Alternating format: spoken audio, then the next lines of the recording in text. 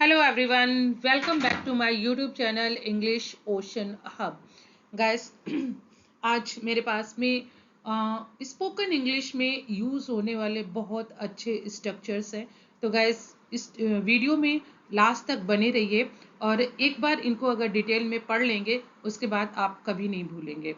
तो चलिए guys video को स्टार्ट करते हैं। और अगर ये स्ट्रक्चर्स गाइस आपको पसंद आए तो प्लीज़ लाइक ज़रूर कीजिएगा, चैनल पे नए हैं तो सब्सक्राइब कर लीजिएगा और गाइस अपना फीडबैक मुझे देना मत भूलिएगा। तो चलिए स्टार्ट करते हैं वीडियो को। फर्स्ट है guys, with a view to. इसका मतलब होता है के उद्देश्य से या इरादे से, विद अ व्यू टू। और इसको सेंटेंस में कैसे यूज करेंगे, इस स्ट्रक्चर को देखिए। Subject plus verb plus with a view to. और सबसे जो इम्पोर्टेंट चीज है वो यहाँ पे है कि विद अ व्यू टू के बाद अगर वर्ब है तो आप उसमें आईएनजी लगाएंगे, मतलब जिरन फॉर्म में आएगी। तो ये जरूर याद रखिएगा, कई लोग कंफ्यूज हो जाते हैं कि टू के बाद आईएनजी कैसे। तो गाइस ये इसका स्ट्रक्चर है, अब कंफ्यूज मत होइए। यहाँ ये इन्फिनिटिव नहीं है, ये एक पूरा फ्रेज है, विद अ व्यू टू। ये टू इन्फिनिटी नहीं है, ये एक फ्रेज है पूरा। ठीक है गाइस, चलिए एग्जाम्पल्स है। He studies hard with a view to passing the exam. अब देखिए ये पास है तो ये वर्ब में आईएनजी आया है, पासिंग द एग्जाम। वह परीक्षा पास करने के उद्देश्य से कड़ी मेहनत करता है। Second example, she joined the gym with a view to losing weight. अब लूज क्या है, एक वर्ब है, वो आईएनजी में आया है। उसने वजन कम करने के इरादे से जिम ज्वाइन किया। थर्ड एग्जाम्पल है, the government took steps with a view to reducing pollution. तो सरकार ने प्रदूषण कम करने के इरादे से कदम उठाए। प्रदूषण मीन्स पोल्यूशन, कदम उठाए मीन्स टुक स्टेप्स। यहाँ पे रिड्यूस देखिए आईएनजी फॉर्म में आया है। They started a new business with a view to making a profit. उन्होंने मुनाफा कमाने के इरादे से नया व्यापार शुरू किया। फिफ्थ एग्जाम्पल है, he attended the workshop with a view to improving his skills. उसने अपनी कौशल को सुधारने के उद्देश्य से कार्यशाला में भाग लिया। कार्यशाला मीन्स वर्कशॉप और कौशल मीन्स आपका इम्प्रूव। सिक्स एग्जाम्पल है, she invested money with a view to securing her future. उसने अपने भविष्य को सुरक्षित करने के इरादे से पैसे निवेश किए। निवेश मतलब इन्वेस्टमेंट। तो ये गाइस था आपका with a view to, with a view to और उसके बाद वर्ब में आईएनजी। आई होप आप लोगों को समझ में आ गया है। तो नेक्स्ट स्ट्रक्चर की तरफ बढ़ते हैं और ये है आपका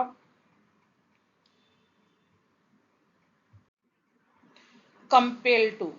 कंपेल टू गाइस, जब ये आपका सेंटेंस में यूज होता है तो ये कंपेल्ड हो जाता है और उसके बाद टू लगता है, कंपेल्ड टू। इसका मतलब होता है मजबूर करना या विवश करना। इसका स्ट्रक्चर है subject plus B. B means is am are was were. और इसमें ये आपका जो भी सेंटेंस होगा उसके अकॉर्डिंग ये आपका चेंज होता रहेगा। कंपेल्ड आएगा, कंपेल्ड टू आएगा। देखिएगा इस कंपेल केवल यूज नहीं होगा, ये सेंटेंस में कंपेल्ड टू यूज होगा प्लस वर्ब की बेस फॉर्म आएगी। स्टार्ट करते हैं examples. He was compelled to resign from his job. तो compelled to resign his job means उसे उसे अपनी नौकरी से इस्तीफा देने के लिए मजबूर किया गया।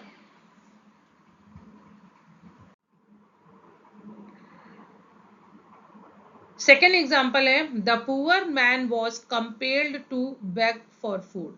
गरीब आदमी को खाने के लिए भीख मांगने पर मजबूर होना पड़ा। थर्ड एग्जाम्पल है, she was compelled to reveal the truth. उसे सच बताने के लिए मजबूर किया गया। तो यहाँ देखिएगा इस कंपेल्ड टू आएगा और उसके बाद वर्ब की फर्स्ट फॉर्म आएगी। यहाँ रिवील फर्स्ट फॉर्म में है, आपका बेग भी फर्स्ट फॉर्म में है और रिजाइन भी फर्स्ट फॉर्म में है। ठीक है गाइस,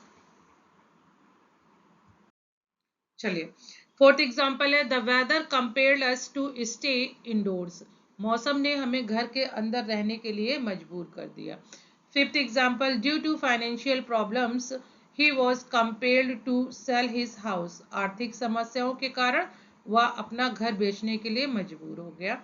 सिक्स एग्जाम्पल है the strict rules compelled students to follow discipline, कड़े नियमों ने छात्रों को अनुशासन का पालन करने के लिए मजबूर कर दिया। तो ये गाइस है कंपेल्ड टू, और उसके बाद आपको वर्ब की फर्स्ट फॉर्म लगानी है जब भी कोई बेबस या कोई मजबूरी है तब। चलिए नेक्स्ट देखते हैं क्या है।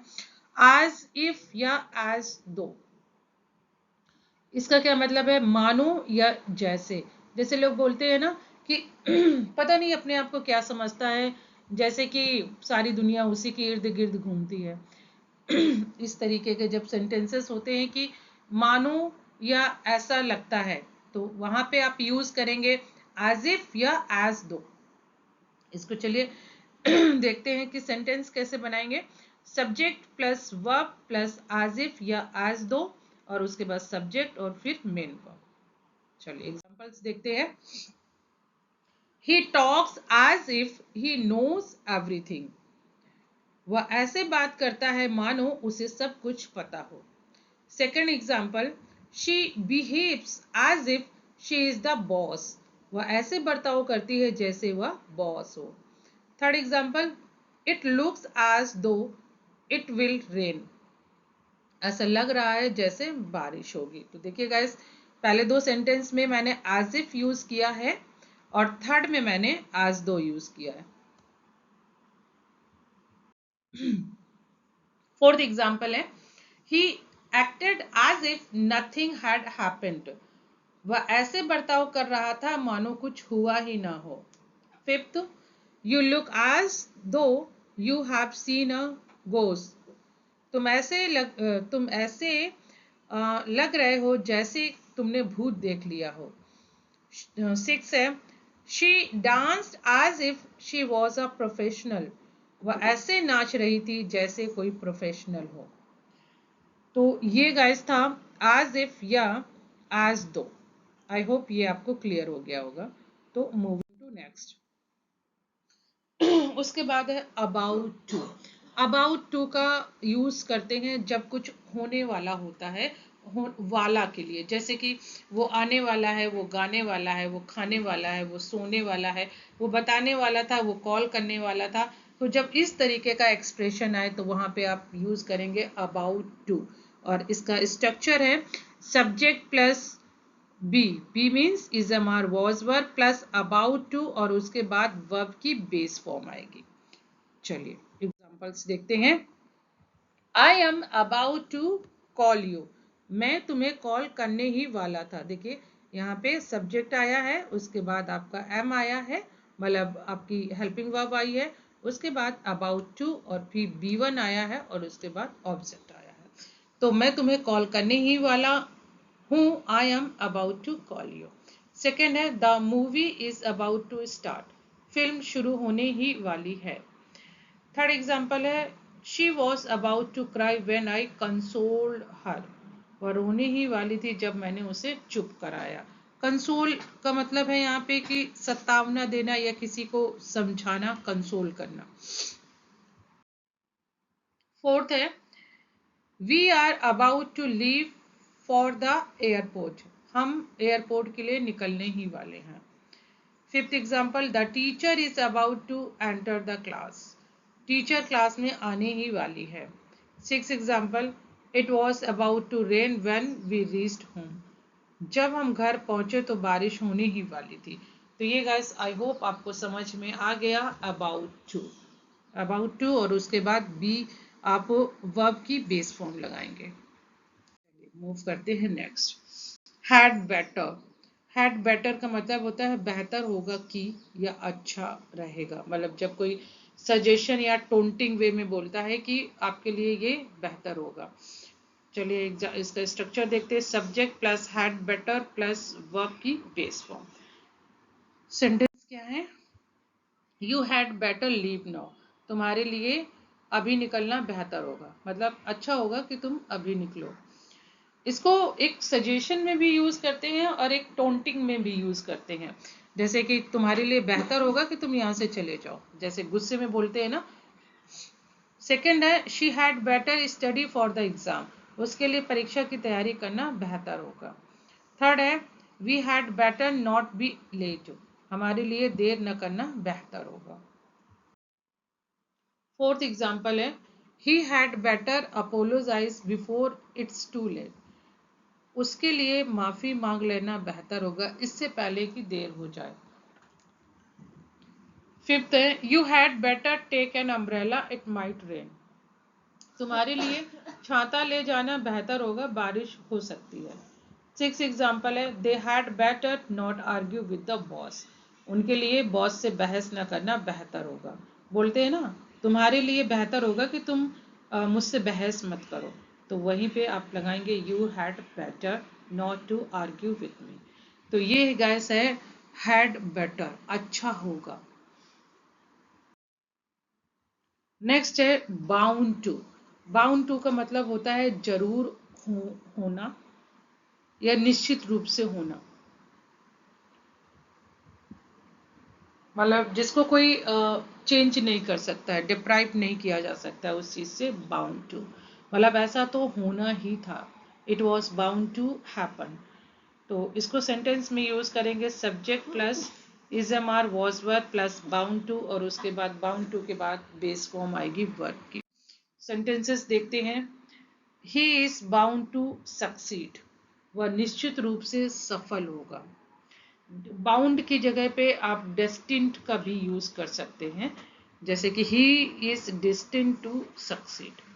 सेकेंड एग्जाम्पल है you are bound to feel tired after the trip, यात्रा के बाद तुम्हें थकान महसूस होगी ही, मतलब होना ही होना है, ये ट्रूथ है, जर्नल ट्रूथ है। थर्ड एग्जाम्पल है she was bound to get emotional, वह भावुक हो ही जाती है। फोर्थ एग्जाम्पल है mistakes are bound to happen, गलतियां होना तय है, मतलब it's a part of your work, it's a part of life, तो mistakes are bound to happen. Fifth example है this decision is bound to create controversy, या निर्णय विवाद खड़ा करेगा ही करेगा, मतलब ये निर्णय तो जो था तो इसके आने से विवाद तो होना ही था, तो कंट्रोवर्सी तो होनी ही थी। सिक्स है you are bound to love this movie, तुम्हें यह फिल्म जरूर पसंद आएगी, मतलब पसंद ही आएगी। तो ये था बाउंड टू, मतलब ऐसा होना ही होना है, जर्नल ट्रुथ, पॉसिबिलिटी बहुत ज्यादा। तो ये है बाउंड टू। नेक्स्ट देखते हैं सपोज टू। सपोज टू का मतलब होता है ऐसा माना जाता है या करना चाहिए या आपसे ऐसी उम्मीद की जाती है, के लिए आता है सपोज टू। और इसको स्ट्रक्चर में यूज करेंगे subject plus is am are was verb plus suppose to और प्लस वर्ब में बेस फॉर्म आएगी। वैसे सपोज नहीं है, ये सपोज्ड है, ईडी जरूर लगाइएगा, इसको मत भूलिएगा, सपोज टू। तो चलिए एग्जांपल्स देखते हैं। You are suppose to reach on time, तुम्हें समय पर पहुंचना चाहिए या आपसे ऐसी आशा की जाती है कि आप समय पर पहुंचे, या ऐसी उम्मीद है आपसे कि आप समय पर पहुंचे। इस तरीके के जब हिंदी एक्सप्रेशन आएंगे तो वहां पे आप यूज करेंगे सपोज टू। सेकेंड है he is suppose to complete the work today, उसे आज शाम तक काम पूरा करना चाहिए या ऐसी आशा की जाती है कि आज शाम तक वो काम पूरा कर ले। थर्ड एग्जाम्पल है we were suppose to meet at 5 PM, हमें शाम 5 बजे मिलना था, मतलब हम ऐसे उम्मीद करते हैं कि हम शाम को 5 बजे मिले मिले थे। फोर्थ है this book is suppose to be very interesting, या किताब बहुत दिलचस्प मानी जाती है या ऐसा माना जाता है कि ये किताब बहुत इंटरेस्टिंग है। फिफ्थ है she is suppose to take care of her health, उसे अपनी सेहत का ध्यान रखना चाहिए या उससे ऐसी उम्मीद की जाती है कि वो अपनी सेहत का ध्यान रखे। सिक्स है it was suppose to rain today, आज बारिश होने की संभावना थी। तो ये गाइस था सपोज टू, जहाँ पे आपको कोई सजेशन है या किसी से कोई उम्मीद की जाती है इस तरीके की, उसमें सिचुएशन में आप लगाएंगे suppose to. Turn on the light.